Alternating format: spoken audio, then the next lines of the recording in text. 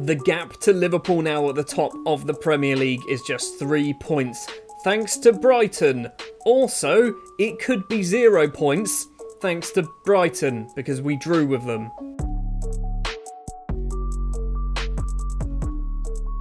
Hello and welcome back to Football Manager 2021 with Arsenal. If you are enjoying these episodes, do please remember, hit the like button, hit the subscribe button, all that fun YouTubey stuff. It basically lets me know that you're enjoying these episodes. Before we get into what's happened in between episodes, let's jump to the Champions League draw, because that's also something that's taken place today. Champions League quarter-final draw then, obviously 8 teams remain, 4 English sides, ourselves in Arsenal, Manchester City, Liverpool and Manchester United. We've also got a German side in Bayer Leverkusen, an Italian in Juventus, Porto obviously from Portugal and Real Madrid from Spain. So chances are we're probably playing an English side, aren't we? Bayer Leverkusen will be playing Porto. We're almost certainly playing an English side now. Liverpool are playing Real Madrid. Juve versus Arsenal. I am happy with that. And we then get a Manchester derby in the Champions League quarter-final as well. Juve then, that's what we're doing in today's episode. So, Juve are our opponents, or Zebra, even though in my game they're currently called Juventus. So yes, they will be our opponents. We are currently sat second place in the Premier League. We've played Norwich and Brighton, a 4-1 victory against Norwich, a 1-1 draw against Brighton, not ideal. However, looking at the league table, we are 3 points behind table toppers Liverpool, who lost, I think, against Brighton. It was 2-1, 3-1 they lost against Brighton. And then they draw 0-0 with Newcastle. It means that it is very tight at the top. Also, just kind of sneaking in there, Manchester City, 2 points behind us. They are certainly not out of this race. Anyway, it's not time for Champions League just yet. First up, we have to play current side, who are bottom of the table. It's Bournemouth. They are 20th in the league. We have already beaten them 8-0 at their ground already this season. So hopefully we can have a bit more of the same. Actually, because it's Bournemouth, we might do a little bit of rotation. Play some of the less popular. They're not less popular. You know what I mean. Players who don't play anywhere near as much football. So some of those guys might get themselves a start today. Do we also drop Guerrero? We don't really have any left backs on the bench. Mababu, Kevin. Right, there we go. Kevin can get a game. He can play as a right back. What else do we do here? I think that's probably enough. So, this is our starting lineup then. Normally, I do all this beforehand. It's going to be Nubel in goal, Mababu, Bolly, Gabriel and Guerrero at the back. It will be Declan Rice and James Ward-Prowse in the middle of the pitch, with Willian and Zaha on the wings, Aubameyang and Milik as our strikers. The amount of goals those two have scored is absolutely insane. That is 58 goals between just those two. If you then bundle in Willian and Zaha as well, that is 79 goals in those 4 players. That is just insane. Now, before we've even kicked a ball, we've actually dropped down to 3rd place in the table because Manchester City played their game earlier on today and they won their match, but almost immediately, literally as we kick off, because we then get a point, we go back into 2nd place on goal difference. So, we've beaten Bournemouth 8-0 in the past. Literally earlier on in the season, we put 8 past them. If we can put 5 or 6 past them today, I will be very happy. Milik has this ball towards that right-hand side. No real support at the moment. He's got an option or 2 in the middle. He's gone for goal himself. That was a little bit greedy, Arcadius. Gayata with the goal kick. 4 minutes on the clock. Jefferson Lerma does win the header. Dominic Solanke controls this. Facing away from goal, goes backwards and passes it straight to Milik. And now Zaha can run with this ball towards the middle of the pitch. 2 options to his right. Cook with a great tackle, but Aubameyang now has this. Willian to Milik. 1-touch shot from Milik. And it is in the back of the net. 4 minutes and 20 seconds on the clock. We are 1-0 up against Bournemouth. It's going to be a very long day, I think, for Bournemouth. So that goal, then we're top of the table. We are top of the table. West Brom have just scored against Liverpool, which means we go top of the league on goal difference. Aubameyang's not going to get there. Declan Rice, edge of the area, takes a touch, across to Milik, back to Ward-Prowse. Right-hand side is Kevin Mababu with acres of space. He's going to have to go it alone. He does. How did he just put that straight into the hands of the keeper? Wasn't expecting to start this episode with us being top of the table. I genuinely was not thinking this was an option, but apparently that is what is happening at the moment. Solanke has this ball. Sam Surridge plays it all the way back. I think that's Lloyd Kelly. He's going to run down the left-hand side. He's got Willian in front. Lewis Cook, Moses to El Neni. I forgot we sold El Neni, yes, to Bournemouth, didn't we? At the start of the season, Declan Rice intercepts. Aubameyang chests it down, make it 2. Come on, Pierre-Emerick. That's his name. Sure, it is 2-0. Pierre-Emerick Aubameyang puts it in the back of the net. It's an assist from Declan Rice as well. 2-0 up against Bournemouth. Still top of the table. I would absolutely love to see another West Brom goal. I want to see West Brom being 2-0 up at half-time. It's an equaliser for Liverpool. That's not what we wanted. 33 minutes and 33 seconds. Lloyd Kelly's header clear. Man United have taken the lead against Blackburn, but I don't think that's relevant. Ward-Prowse's lovely ball. Aubameyang is there. It is 3-0 after 33 minutes. We are just going to absolutely rip Bournemouth a new one. Come on, West Brom. Come on, West Brom. Get another goal. We are, in terms of goal difference, we are fine. We are going to be running away with it. Virgil van Dijk's made it 2-1 for Liverpool. Not ideal. Just before half-time, we have ourselves possibly another chance. Milik makes some space, goes it alone. Why did he go it alone? Hits it well over the bar. It is 3-0 then at half-time. Plenty of time in the second half to score 3 more goals. A couple of players were looking complacent, but apparently that team talk fixed it. I don't think Bournemouth have had a shot. They've had one, apparently, and it wasn't very good. Gaiata's goal kick then, 2 minutes into the second half. Gabriel nods it all the way back to Nubel, who has just, by the way, picked up a Germany cap, which is good to see, because when you consider how good the other German goalkeepers are, shows how well Nubel's actually been playing. Ward-Prowse to Rafael Guerreiro on the left-hand side. He's got 2 Bournemouth players in front. Can he cross it in? Goes back to Ward-Prowse, back to Guerreiro. Now Ward-Prowse again. Now Guerreiro crosses it in. Declan Rice is there, heads just over the bar. Early chance in the second half goes our way, but doesn't find the back of the net. Ward-Prowse with a free kick for us. It's almost in. It's a good save actually by Gaiata. It was a great free kick. Guerreiro now has a chance for himself. It's towards Gabriel. Headed effort from the centre-back. Goes over the bar. Still 3-0. An hour played. I'm thinking it might be time for some changes. Lewis Cook's free kick for Bournemouth comes in. El Neni's going to collect the headed clearance. Is he though? Zaha's chased him down. Just pestering El Neni. Phil Jones. Yes, he does play for Bournemouth. Solanke doesn't find Surridge. And now Willian can go back to Bolly.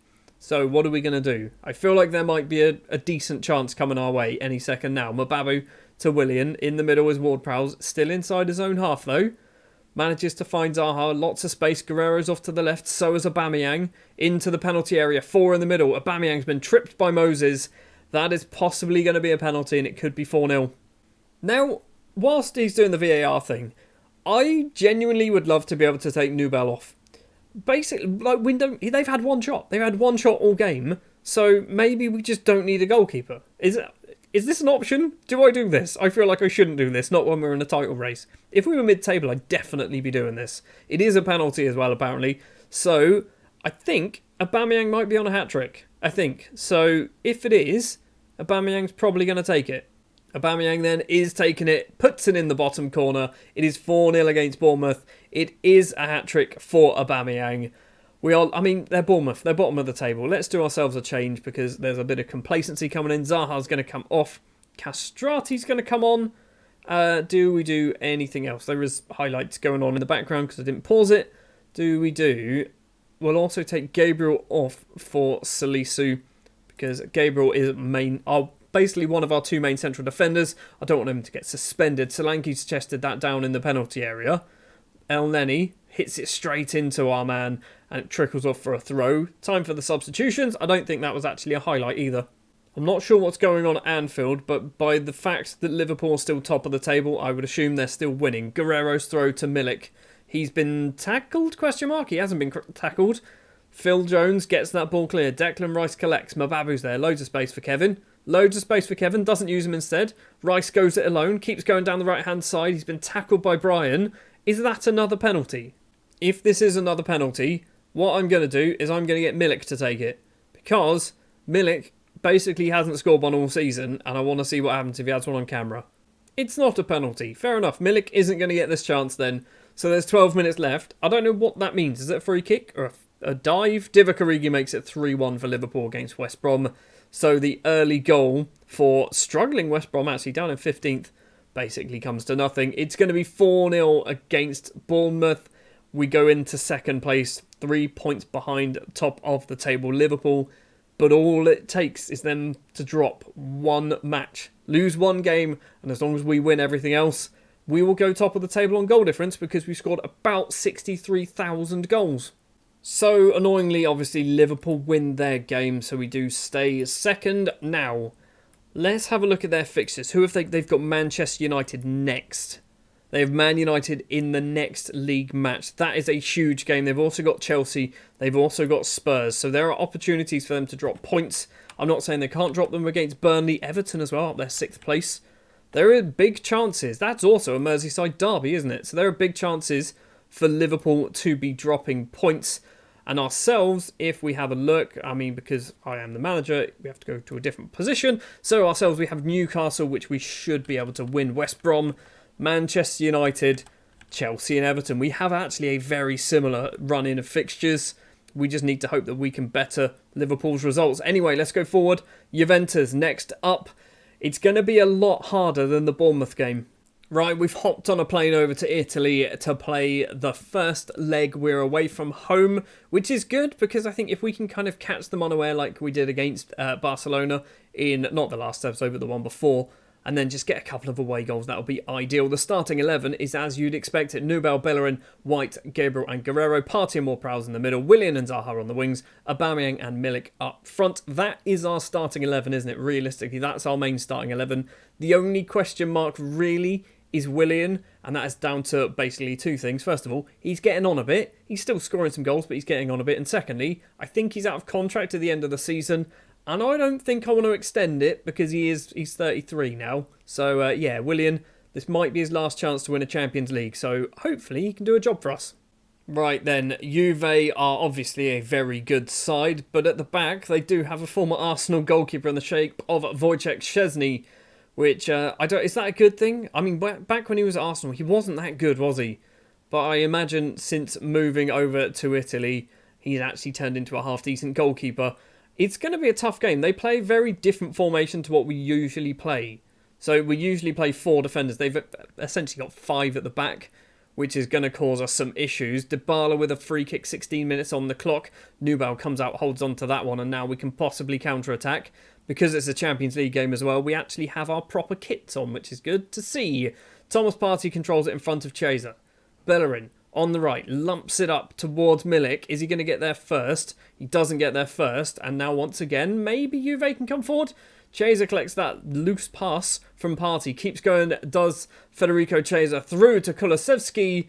And Nubel wasn't even paying attention. It's 1-0 to Juve. Nubel just kind of drops to his knees, doesn't stick an arm out at all. All of that came from a misplaced Thomas Partey pass.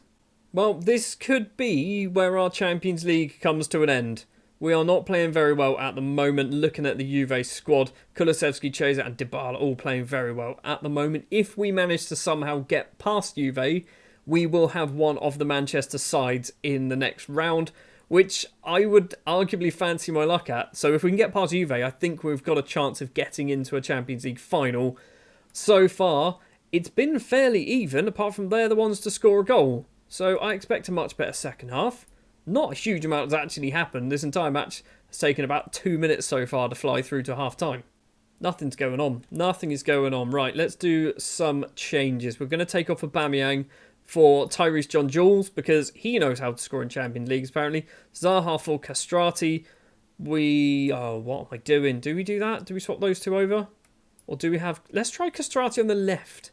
I often play him on the right-hand side because that's kind of where they say he's good at, but he's right-footed. So if we play him on the left as an inside forward on support, arguably that's his better position. So that's what we're going to try. Everyone else is playing reasonable. It's only Willian who's having a bit of an issue. We've got 30 minutes left to try and find ourselves an equaliser and all-important away goal. Guerrero with a corner. This could be the chance. It's a header clear from Alexandro. Tyrese John-Jules can play it to Bellerin on the right-hand side. Run down there, buddy. Kicks it straight into Federico Chiesa. Bellerin gets it back to Ward-Prowse now. Milik runs across. Lirim, Castrati, Thomas Partey, Willian. Bellerin's making a strange run towards the middle for some reason. Castrati to Tyrese John-Jules. Oh, that could have been the moment. He could be our Champions League hero. Tyrese has had 2 very good chances now. Ward-Prowse with the corner for us. It's towards Tyrese. And Tyrese John-Jules just knows how to score in Champions Leagues. I can't help but think that we might have suddenly kind of found our next big star. Our next big homegrown star, Tyrese John Jules, scored 2 Champions League goals now. It's almost in the back of the net from Demiral there. We've got just under 10 minutes left to play. We're going to do our final change of the match, and it's going to be Willian coming off, Lacazette coming on, and sure, just play as a winger, mate. You'll be fine, probably. 4 minutes of injury time. If we leave here with a 1-1 draw, that's actually not bad. We go into the second leg, the home leg, with an away goal and on level terms. Tyrese John Jules, the hero, coming off the bench in the second half to score his second goal in as many episodes. We have to go again against Juve, but we're in a good position. Super sub John Jules rescues Arsenal. Fair enough. So, next episode is going to be Juventus and it's going to be Manchester United. And then we're going to have Chelsea Everton as the final episode of the season. Assuming we don't get past Juve. I mean, next episode might be Juventus and the Champions League semi-final. I don't know. We just know it's going to be the Juve game. Thank you very much for watching this episode of London's Finest with Arsenal. If you did enjoy, do please remember, hit the like button, hit the subscribe button, ding the bell, write some comments, all the fun, fancy YouTubey stuff. I will see you in the next episode with possibly Manchester United, but certainly the second leg against Juve. See you next time.